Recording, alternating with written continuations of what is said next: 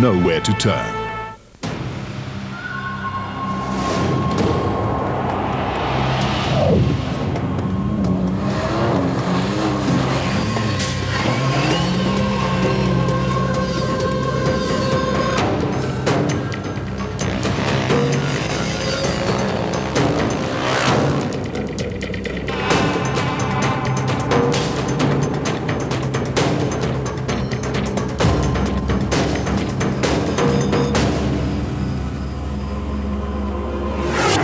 Stage 6 and the grey sand dunes of Mendoza are the order of today's leg.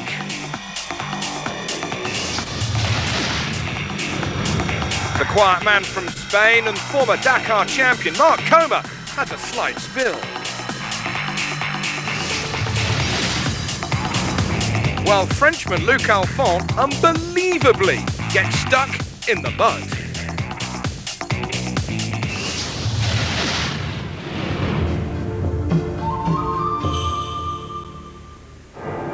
Meanwhile, a quick look back at what happened yesterday, stage 5 here on the Dakar 2009. As expected, it was going to be a big day. Everybody was caught out, least of all some of the works drivers. This is our last glimpse of Stefan Perhansel before he crossed high into the mountains and then into the dunes. And some lucky Argentine souvenir hunters found some evidence of the Frenchman's Mitsubishi. And once the reigning champion had emerged from the sand dunes, this was the result. He had rolled the brand new Mitsubishi at quite some speed and had completely damaged the rear end. Look at the radiator hanging off the rear right of the car. The radiator fans pretty well useless. And by the time he got to the end of the stage, he was concerned as to how long he had gone without water in the engine. But what about Carlos Sainz, the overall leader? He had rolled as well. No windscreen, no bonnet, and no air intake for the works Volkswagen. And more importantly, there was no power steering underneath the Spaniard's hands. He had to drive for 200 kilometres without that power steering. At times, the wheel was literally snatched out of his hands because of the force of the drive going through the front wheels with the race Touareg 2. He blistered his hands and he lost the overall lead. Christian Lavielle, his Nissan, was second quickest towards the end of the stage, but then it all went up in flames. The first sand dunes at the end of the stage caught everybody out, even the kings of the desert, like this Camo's truck, needed quite a bit of digging out. Local hero Terra Nova fell back about an hour and 40 minutes yesterday after losing the time in those dunes. The BMW driver was in trouble. So were many others. They had a lot of work to do as the day was going on and the evening was closing in. Stunning scenes once more here in Argentina. And a quick shout out for David Schwartz from South Australia.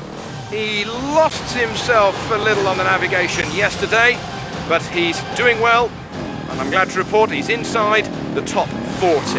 There's David.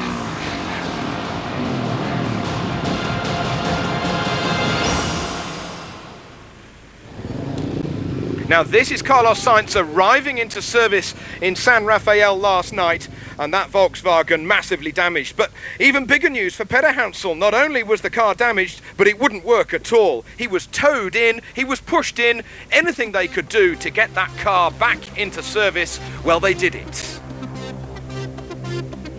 And once the car was stationary, the team from Mitsubishi, they were all hands on deck. The concern with Perhansel saying, I think it'll be complicated, but the mechanics are working hard. I've just got to cross my fingers and I can hope that we can restart for the next stage. Well, San Rafael last night is actually an Argentine motor racing circuit. And as the evening came on, those that were in the service area were very grateful, because here are many other people still stuck on the stage. This is Terry Magnaldi. He says, I've changed everything, the ECU, the connectors, the wires, and nothing works.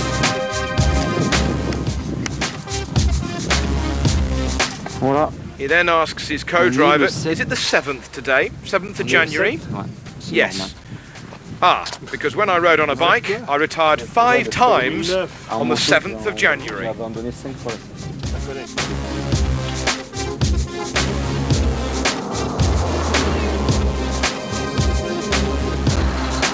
This Dutch truck was in trouble. Nothing underneath the clutch pedal. It was going right to the floor.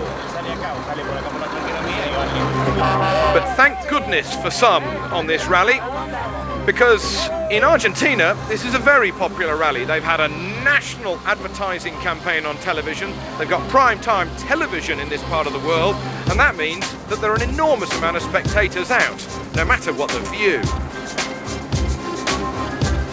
Back at Mitsubishi, as evening closed in, the mechanics measuring up a new space frame and bodywork for the rear of Peter Hansel's car. They've won the Dakar 7 times. These boys know what they're doing.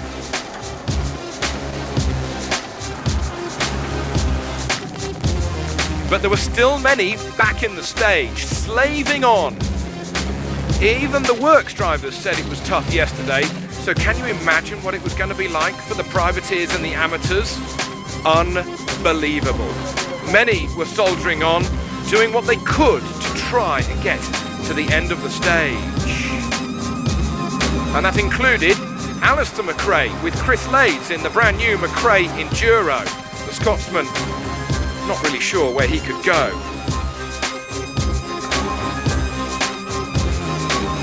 Anyway, it's a nice night.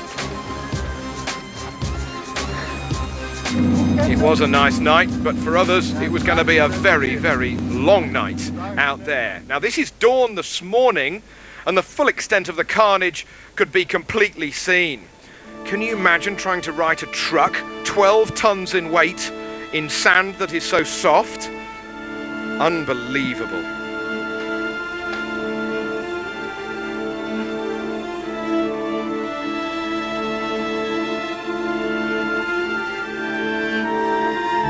They camped out, they got their tents out, and once the sun came up, our cameraman being approached, he says, "Do you speak French?" "Yes." "I don't have any more batteries left to try and start our car engine. Have you got any?"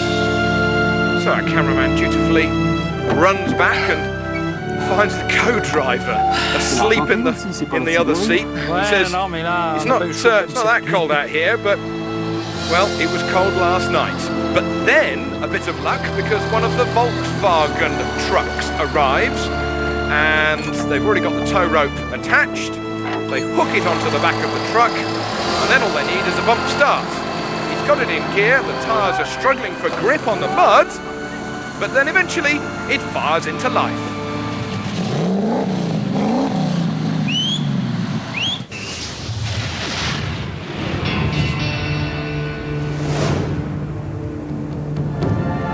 Stage 6 today from San Rafael up towards Mendoza. 395-kilometre stage, but actually it has been shortened to 178.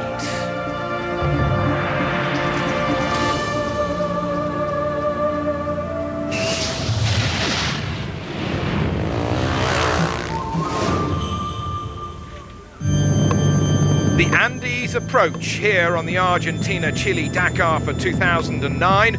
We started at the Atlantic side of Argentina in Buenos Aires, and now as we approach Chile and the Pacific, it's getting tougher by the day.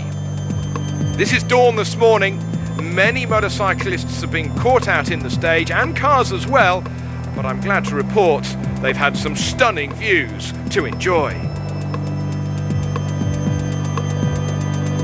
Having time to take a picture for the family album. He may have spent all night out there, but he's enjoying the view.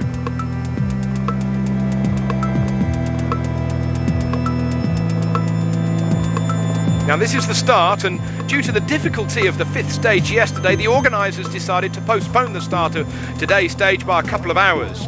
Furthermore, the distance has been decreased down to 178 kilometres because there is a deep river crossing that has risen in height after some quite considerable rain here a couple of days ago. Now here's Jonas Street. He had a fantastic day yesterday, victorious on the stage, when he flew through to win at San Rafael. But soon into the stage, the man from Washington State was in trouble. Navigation the key, Street has been telling us here in the bivouac in Argentina, but unfortunately, navigation confusing the American at this point. The stage may well have avoided climbing up to a massive 2,700 metres in height, but the navigation was still difficult. Jonas Street losing time, unfortunately, 11th on the stage, and the 15 minutes that he gained yesterday, he's unfortunately lost today. He's still second in the overall standings, but he is now 40 minutes behind the overall leader.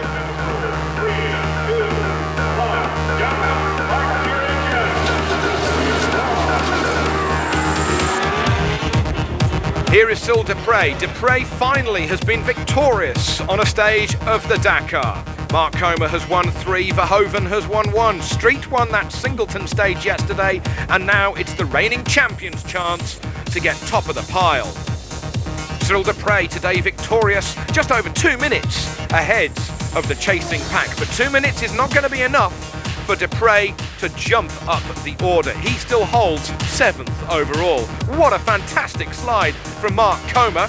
He may well have lost those 15 minutes of his overall lead yesterday, but he got them back today. Mark Comer leads over Jonas Street of America by 40.5 minutes.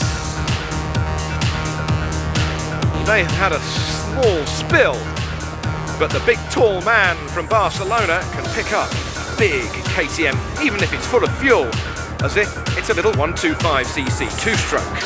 These are strong men.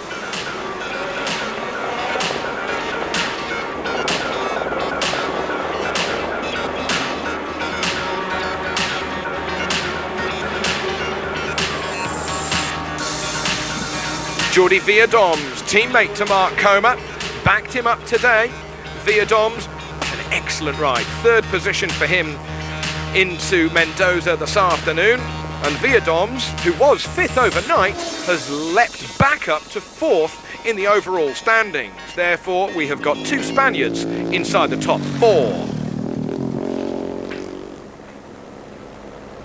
Francisco Lopez of Chile and Frans Verhoeven of Holland. Lopez not quite able to be victorious on the stage yesterday. Verhoeven was a few days ago. Now the pair of them hooked up in the stage here. Lopez eventually crossing the line in 4th position. Verhoeven dropping some time and coming across the line this afternoon in 8th. Lopez, though, still stung by the time he lost at the beginning of this year's Dakar Rally. Lopez just outside the top 10 in 11th. Verhoeven, he's 8th.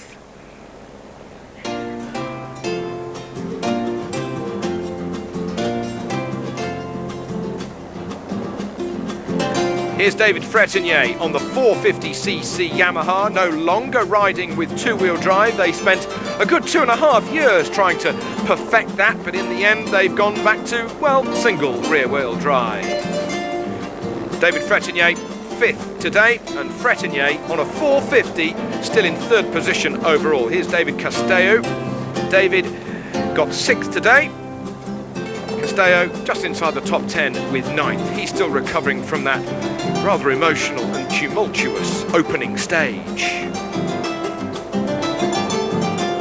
Palander's Olivaceta, he was the man who has swapped places with Jordi Villadoms today. Olivaceta getting up to 4th yesterday, but dropping to 5th today. A rather uncharacteristic 14th position for him this afternoon. David Schwartz from Australia, he lost a little bit of time today, but David, he's keeping cool and he's inside the top 50 this afternoon.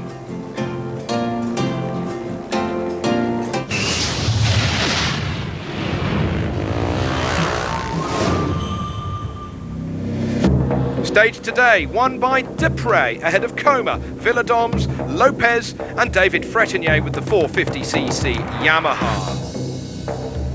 Overall, Mark Comer's lead extends from 27 to 40 minutes. Street still in 2nd, Fretenier, Villadoms and Olivaceta.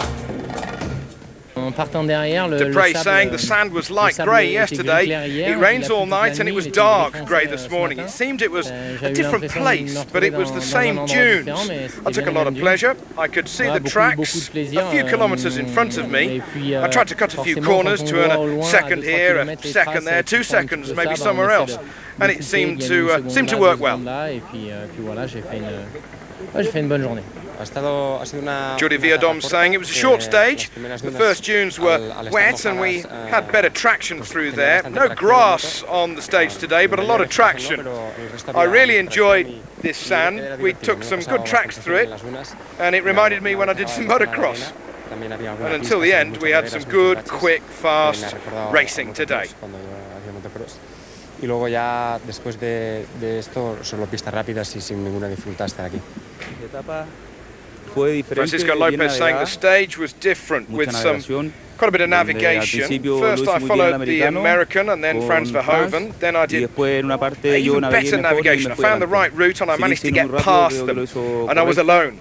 I think I rode well in the quick section. It was a short stage but very enjoyable.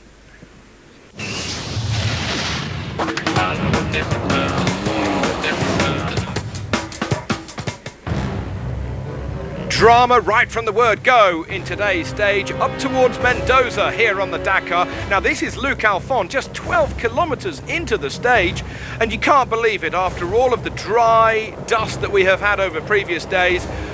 It rained here in this part of the world a couple of days ago, and there is Nowitzki flying in with his BMW X3 and coming to a grinding halt. This is just unimaginable for the crews. They factored in many things on this year's event, but they just did not factor in mud such as this. There is Gilles Picard, co-driver for Luc Alphonse. There is Luc himself, trying to put the boards to try and give the wheels some sort of traction before he just couldn't get anywhere at all.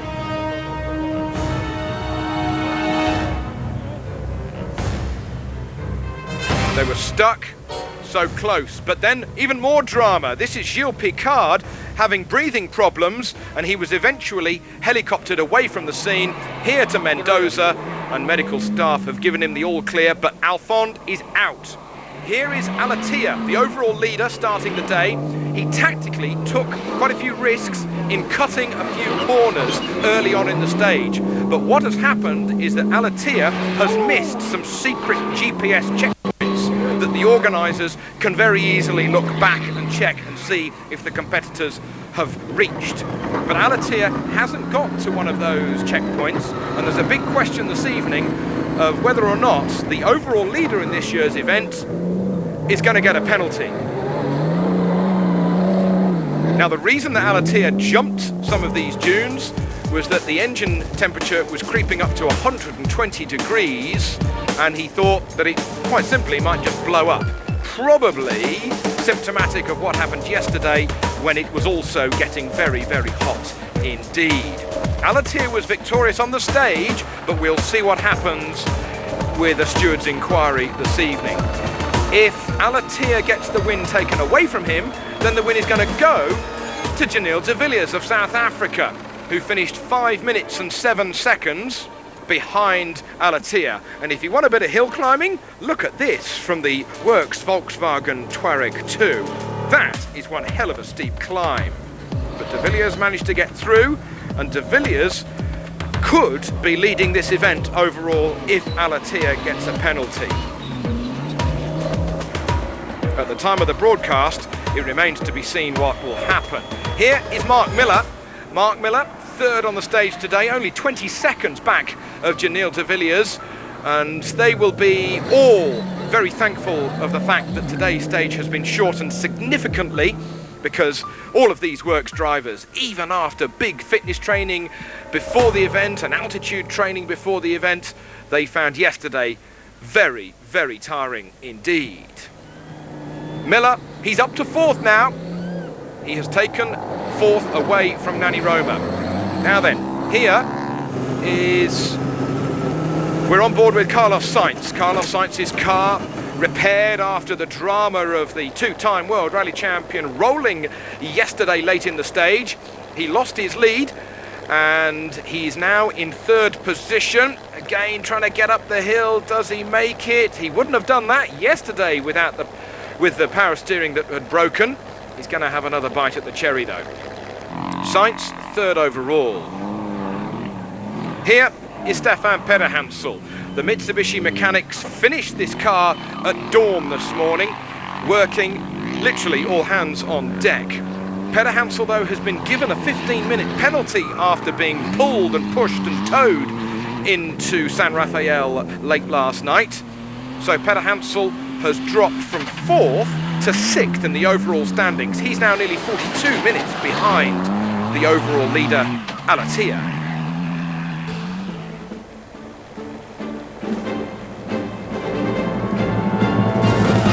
But the man who is now the leading Mitsubishi, they started with 4, but there are now 2. The man who is the leading Mitsu is Nani Roma, the man from Spain.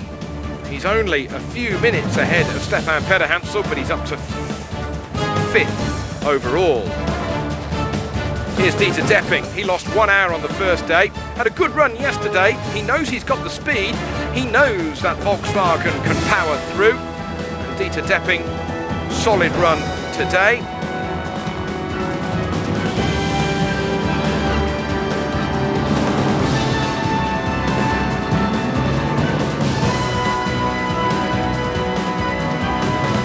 The Volkswagen's time that they have had in testing at altitude, that will probably pay dividends tomorrow when we cross nearly a mountain pass of nearly 4,000 meters in height.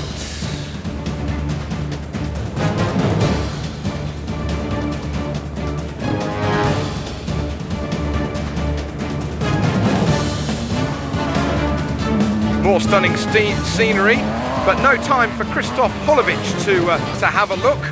The flying pole with Belgian Jean-Marc Fortin alongside him. Holovic, good run today, 7th position. That's his best finish so far on this year's event in a car that's actually 2 or 3 years old.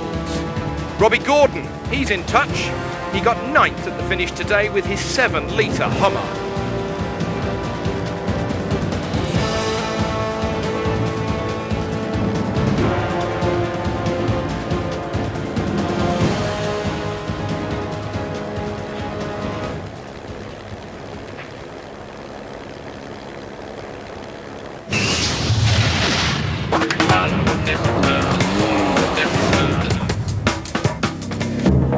So the results today, we see Nasser Al-Attiyah being victorious, 5 minutes ahead of Janil de Villiers, Mark Miller on his tail, Sainz and Pederhansel. Overall, Al-Attiyah leads 7.5 ahead of de Villiers, Sainz, Miller and Roma provisionally. We miss some waypoint because we cannot climb the dunes, and very high temperature we have in the engine. It's when we reach 120, the engine stop, and I prefer not stay in the dunes. I take the other way, and we missed some waypoint, and after we came to CB1, we take the CB1, and after we continue. Quite tricky in the beginning in the dunes, not easy. A few times in the dunes, I had to turn around we could not make it up some dunes, so really difficult. Some places very soft. I don't know, if it did not rain last night, I think really it would have been really tricky. So that was the most difficult part of the stage. The end was not too difficult, quite easy, but really tricky 70 kilometers in the dunes for sure. Yesterday, when we got out of the stage, we were not confident about the condition of the car. During the accident yesterday, we thought that was it was over. But we finished with a damaged car. The Mitsubishi boys made massive work overnight to repair it and get the engine sorted. We managed to start today without a delay overall, but at the moment, I don't think we can fight for overall a fighting first position, but we're going to have a go.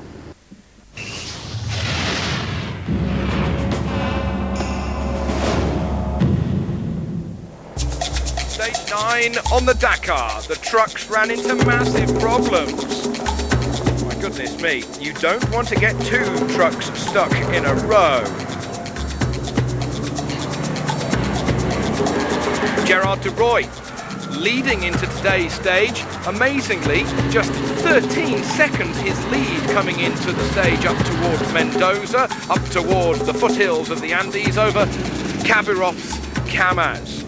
Third, Vladimir Shagin, a massive 1 hour and 20 minutes ahead of the Kamaz of Maldives.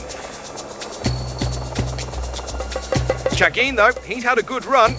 Shagin may well be able to lead this one overall by the time they come into the finish line at Mendoza this evening. They're still out there on the stage, but De Roy has lost 25 minutes at the halfway point. That could hand the lead to Kabirov. It could hand the lead to Shagin. It's going to be minutes separating the two Russians by the time they come to the end of today's shortened stage. That doesn't look healthy at all. That looks like smoke, not dust.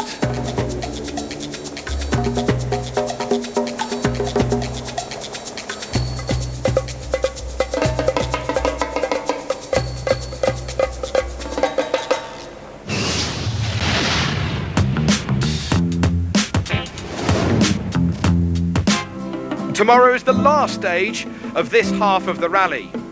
We have a 419-kilometre stage. We go over the Andes, leaving Argentina, crossing at the foot of the Aconcagua mountain, the highest outside Asia, at nearly 7,000 metres in height.